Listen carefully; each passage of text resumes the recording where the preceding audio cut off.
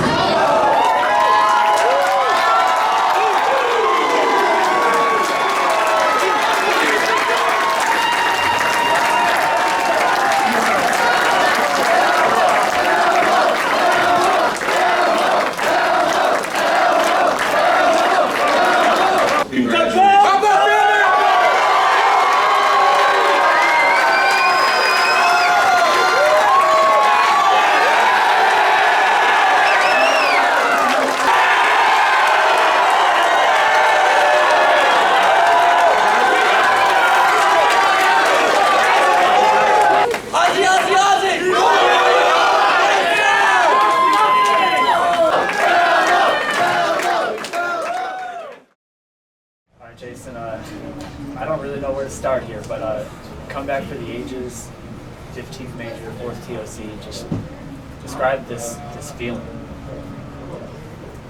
Yeah, this will be one that I will remember. This will be one of those events too in which any other event moving forward where you have a slow start, you know, I'll call on this event as a reminder that, you know, it just doesn't matter how far down the leaderboard you are, you can win from anywhere. So this was a big one. This was like I said, this will be in the memory bank till I die. How much more dangerous does that make it, Jason? I mean, it's amazing that there's yet another thing for you to show yourself that you can do. like there's no end to the things that you can convince yourself that you're capable of. What you just said being an example of that. Having that in your arsenal going forward mentally, how much more dangerous does that make you out here going forward? I hope a lot more. Yeah. Look, at the end of the day, this game that we play, even though there are other competitors on the same lanes, you're bowling in the lane, you're bowling the pins, and you're bowling against yourself. You're bowling against yourself to make good shots and not bad ones. And so I think that's probably another thing that I'll take away from this is everything else is a distraction. Where you are on the leaderboard has zero reference anymore. There's no that doesn't matter anymore. So now it's all about how you going to make a shot. Just you. Don't worry about everyone else. How are you going to make this shot? And if I do that, like I said, it doesn't matter how low. If I make enough good ones, I can make a run back. What was the difference for you between being in 58th place on day one and finding your stride in later rounds this week? Ball choice was a big one, but also patience.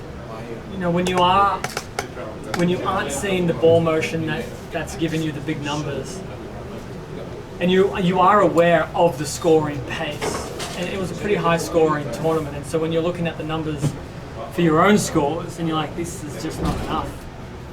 There's a weight for every ring 10, for every 9 pin, every 7 pin you leave, there's a weight that gets put on your shoulders. It gets heavier and heavier. But it's really imaginary. You know, you have to be able to knock that weight off your shoulders and loosen up and get back to just being smart, finding the right ball, making the shot. You know, don't get too stubborn, don't get too frustrated. Figure it out, and then make it happen. Jason, in the field of sports psychology, we talk a lot about the concept of control the controllables. What does that mean to you? Yeah, no, that's pretty much what I'm saying. Is that, you know, I can't touch anyone else's bowling ball. I can't touch my own once I let it go, and so you know, there's no point worrying, as you say, controlling things out of your control. You go back to what it is that you do have control over, and then it's up to you. You started with a split. Did you have to change your mindset, or were you just saying, well, this is just one ball and... Yeah, so the strategy was to use that ball for most of the first game, if not all the first game, and I had a pretty good look with it. And so I thought, all right, well, this is game one, the lanes are a little fresh, we'll wait for them to open up a little bit before we make that move left. And all week, anytime I moved left too quickly, it spelled disaster. And so that first shot, I threw it exactly how I wanted to. I thought it was going to just sit there and just go high flush, and it just rolled too early and went high. And as soon as I saw that, I'm like, you're going to have to start fishing a little bit now, and it's not going to be pretty.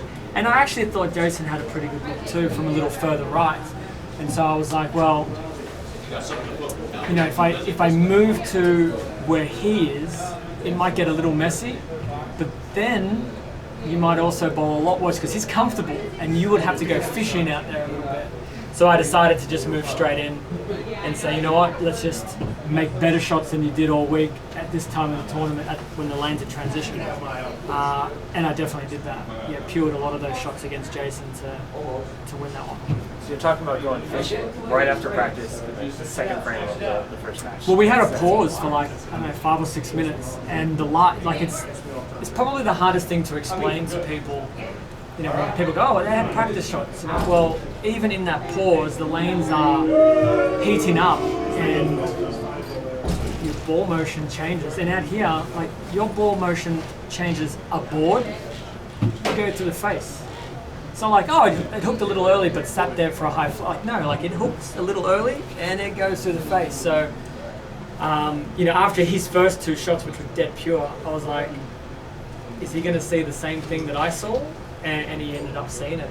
You know, a couple of shots later, he went high, and then he tried to get it through it, and it went long, and that was what I knew was going to happen with my urethane. So I'm glad I didn't stay in it.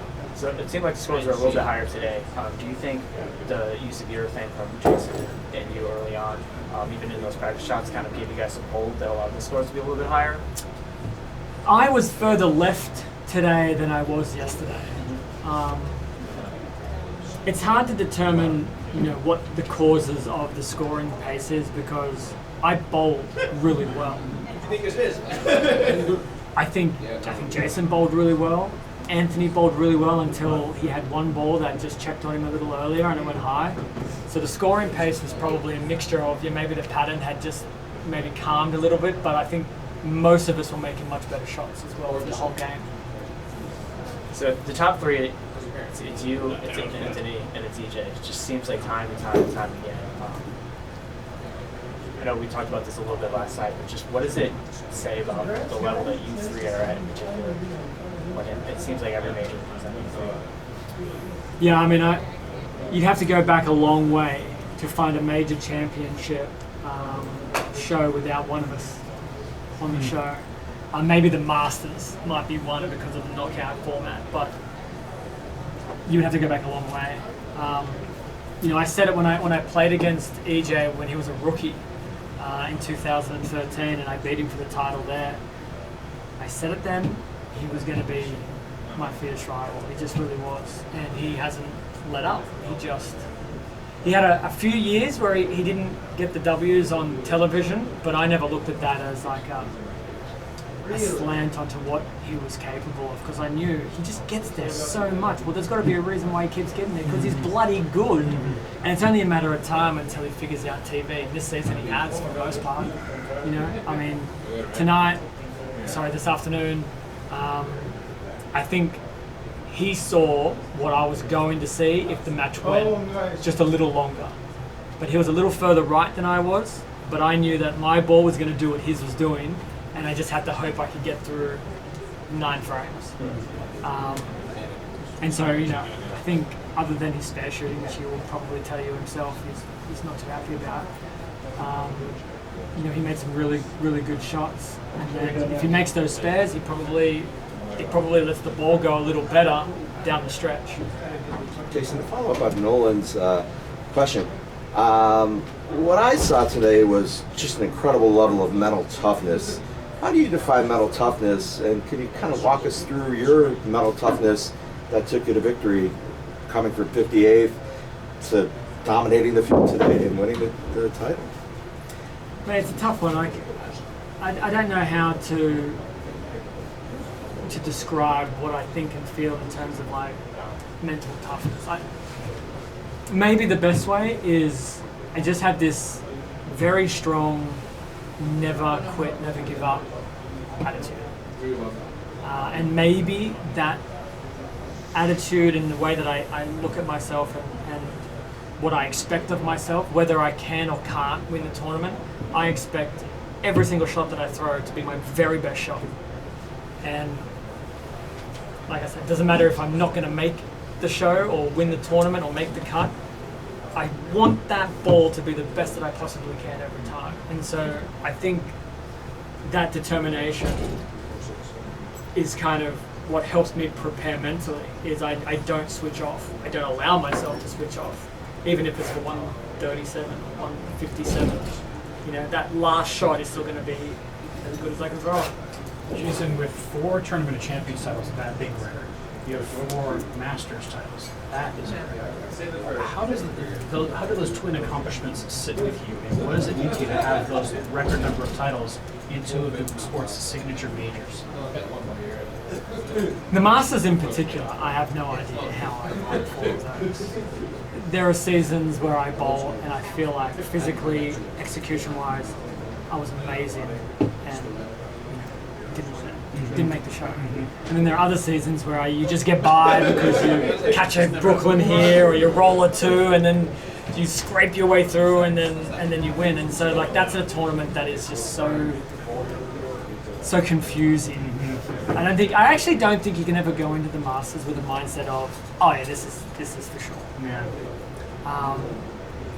But the TOC, because it's multiple sessions, multiple games, and this year with the top 17 making the show, not that I wanted to start in 17th, but I knew if you start in 17th, it's the first time in your career you're ever going to have a chance to actually win this tournament. And so, when you talk about the significance of the TOC and 4 of them and 4 of the Masters, I I don't know how I can truly describe how proud of myself I am, and how excited I am, and just how crazy this all is. Yeah. Mine's 27-28, the most iconic player in the history of the game. You won your 10th major there 4 years ago. Broke the record with 4 majors, 14 seasons on that pair night. What is the, and you've talked about the weight of the history of Milwaukee in those stories, and now you're part of that in so many ways. Just what does that mean to you? Yeah, this is our venue. This is the one that we walk into. I said it on the pre-show. I think it was pressing questions with Kimberly or whatever it was. Like, you walk into here and you get that Field of Dreams feel. You just got to close your eyes for a second and think about who has walked through those doors. The Earls, the Waltons, the Dick Webbers, Don Johnsons. Just I can keep going. The list of names is ridiculous, and you just think they're bowling the same approaches that you're bowling on right now. Like, take that in. Really understand how impactful the game of bowling is to history, and that's why when we walk in here, we want to walk out with a trophy, so you can be like those boys from the old days. And how the fans embraced you. How do you feel about that? I have such an amazing fan base here in Akron. Every single day I've walked into this place, the amount of things I have to sign and take photos, and the support is truly meaningful. And especially when you can hear that, that cry of Belmo through the rafters, it just lifts you. It's just like they're here to watch you strike, so give them a show. Jason, I was going to say, Jason, earlier in the week you talked about, you love it whenever people doubt you, and also how you felt like you weren't really getting the breaks earlier on. And today it sort of felt like you got a couple of those breaks and you just got the momentum going, and it was like you had something to prove. You wanted to prove those people wrong. Would you say that just fueled you even extra in any way today? I didn't do this for them per se. This was really more about tell yourself you can, and in doing so, you'll send a message to the ones that were writing you off early in the week. But I think it is important for me to probably start to really let that go. I feel like when people say what they say, I think if I attach myself to that narrative, I don't know, it takes away from the other side of the narrative, which is all of these people that are really supporting me and believe I can still make it. And I think I need to let them chirp away and turn to those that are in my corner. And that way, when I do something really good, instead of saying, I told you so, it's like, we did it. And that makes me happy. It makes me happier to say we did it than, you suck. And I don't. Jason, EJ Tackett was chasing, or is currently chasing, Mark Roth's record of 8 titles in one season. He'll get that. Have you met, throughout your career, did you meet Mark Roth and Earl Anthony, and how did Mark Roth influence your game? Yeah, well, Mark was obviously a little older than I am, and so I didn't even know that PBA existed when he was on tour. But once you get out here, you quickly learn as much of the history as you can. And obviously, Mark changed the game of bowling. Like, the way that you see EJ bowl is because of Mark. Mark was one of the kindest people. He would call me from time to time, especially after a win. Every time he came into the PBA shows, he'd always give me a hug and wish me the best.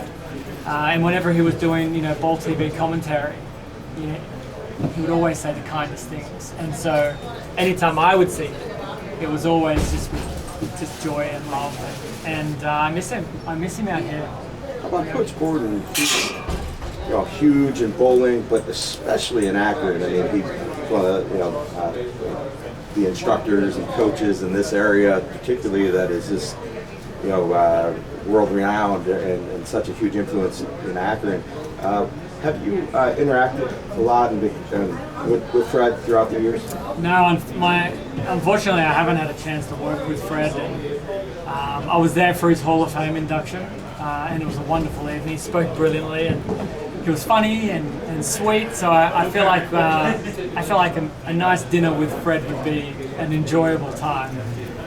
You'd have to make sure you block off like 8 hours because he's got a few stories. But I love to hear them. So maybe there'll be an opportunity next time when I'm in town to give Fred a call and see if he wants to have that dinner. Jason, what is the meaning behind the 10-pointer for? The bands are for my children.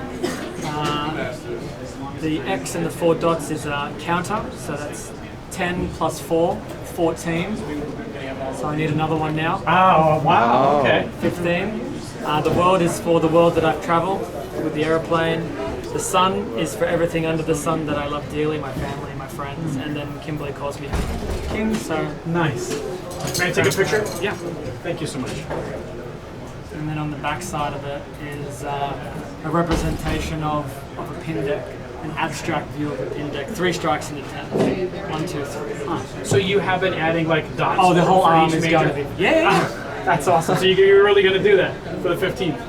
That's what it's for. That's awesome. That's awesome. That's great. Yeah, when I did it, my wife, because I showed her afterwards, and she said, well, what if you win more than 20? Because that's the 10. I'm like, well, I guess I'll put another square somewhere else. Yeah. Jason, just to keep it light, as I was walking out over here to the press conference, a younger a bowling fan was very excited and yelling to his dad, "Jason's the GOAT! Jason's the GOAT!" And the dad said, "No, Walter's the GOAT! Walter's the GOAT!" Any thoughts on that? I think they're both like me. I think I have a subjective opinion. Walter for me is the GOAT. The part about the GOAT conversation is, and I've actually said this before, I don't know if you really can have a true greatest of all time. I feel like you can have a greatest of certain eras. And then in our game, we've had multiple, greatest of all time. And Walter is definitely mine. And, I'm hoping to leave a legacy behind that young fan can argue with enough facts that I'm deserving to be in that conversation. I don't know if you heard it, but when Norm said on the broadcast right before your interview, emphatically said you were GOAT. And then obviously your strike song is Kevin Williams. Talking about something like Yeah, we actually wrote that song together. Yeah. So what does it mean when you give those words to Norm? Well, Norm is my GOAT as well. That's the guy that I look up to and whom I love most. I watch Norm relentlessly. And so when a few years ago he had come up to me and I'd won a tournament, he just gave me the biggest hug. And he said, "You're the greatest I've ever seen." And when you hear that from your idol, your heart stops. It does. And the thing about Norm, the thing about Walter, the guys whom I'm passing on the way have so much love for me. Like it feels incredible. When I beat a record or I do something, I don't get the cold shoulder from them. Like they're the first people to, like when I at the Hall of Fame dinner and I won my 7th Player of the Year to tie Walter Ray. He's congratulated me, hoping I win another one. And it's sincere. Like I can tell it's a sincere, I hope you win another one. Oh, and by the way, I did mine over this song. You've done yours over this song. Like, you're amazing. Like, when I beat Norm when I tied him for 7 majors, and when I beat him after that, he was the first guy on the phone calling me. He's like, I knew you would get past me. I'm so proud of you. I'm so happy. So that's what I want to be. When I get a little older, or even starting now, that's what I want to be to the younger kids. I want to give them a hug, I want them to know how proud of them I am too. On that note, you and EJ embraced a couple of times after that one. I remember in 2019 when you were 10th one beat him, and he comes up and he's just like, "You're the man, you're the man." Just what is that relationship like between you EJ? It's not easy to be friends with your fiercest rival, because everything that I do to beat him or he does to beat me is something less in your own careers. And so when you see each other on TV as often as we do, we think to ourselves, this guy has beaten me for these events, and those were the ones I could have had and added to my tally. But somehow, with EJ, it's this mutual respect, love. We really do value each other. I think, you'd have to ask him, but I think he values me at kind of like a benchmark that he wants to take up. He wants my crown. He wants it. He wants it, and he's worked so hard. And I look at him as like, I don't want to give it to him. And so that relationship on the lanes is so fierce. But then as soon as we walk off it, it's hugs. It's you're amazing, and that's who he is as an individual. That's like the thing. That's what I'd like to take home as an individual too. Could you tell us more about the song you co-wrote with Kevin Williams? Yeah, so it's called On Purpose. Okay. And the idea of the song is, you hear it a lot through my career, but everyone will hear when something good happens, there'll be a group of people that are suggesting that it was lucky. He called breaks, and I wanted Kevin to write a song that says, none of this has been luck. This has all been on purpose. Everything that I've done has been on purpose. And so we found a couple of beats that we really liked. He found a rhythm and melody that he was able to sing to, and then we wrote the lyrics together, and that's what you heard. So I'm looking forward to that dropping. Cool. Jason, you talked a little bit about your family with your tattoos and everything. Can you just touch on how important it is to have that support system? I mean, you're away from your family for a very long time, and you always shout them out anytime you manage to make a show here or something. So can you just walk me through how important that support system is? Yeah, it's probably, they are probably the only reason why I've been able to do what I do out here so well. If you don't have a network that is willing to wake up at 3 in the morning to support you, that is willing to be on the phone to you after a bad day, that to encourage you, or to even just distract you, tell you about their day. The love they have for me is mirrored, and